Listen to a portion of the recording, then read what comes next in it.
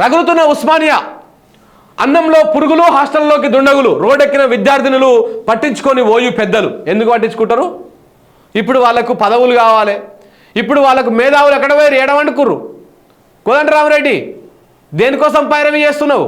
MLC పదవి కోసమా, లేకపోతే దేనికోసం? కాళ్ళు మొక్క రాలిపోయి ఇస్తారు నీకు పదవి? సిగ్గుండాలే ముసలోడా.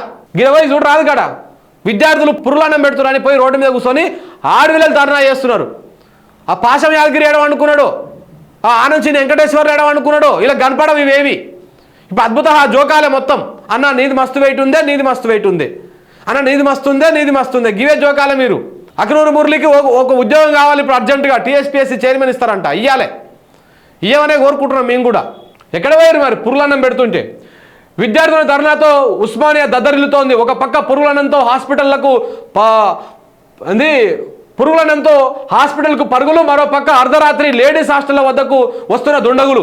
గత కొన్ని రోజులుగా స్టూడెంట్స్ చేపడుతున్న ధర్నాలతో యూనివర్సిటీ అట్టుడుకుతుందా? అధికారులు, ప్రభుత్వం మాత్రం వీరి వైపు చూడడం లేదు. ప్రతిష్టాత్మక ఓయూపై ఇంత నిర్లక్ష్యం ఏంటన్న వాదనలు వినపడుతున్నాయి. లేడీస్ హాస్టళ్లలోకి అధ్వాన్న పరిస్థితి పైన కనీసము స్పందన లేకపోవడం ఏంటని ప్రశ్నిస్తున్నారు. స్పందించరు, అయిపోయింది కథ. స్పందించుడు గిందించుడు ఏం లేదు, ఇక స్పందించుడు ఇవన్నీ ఏముండదు.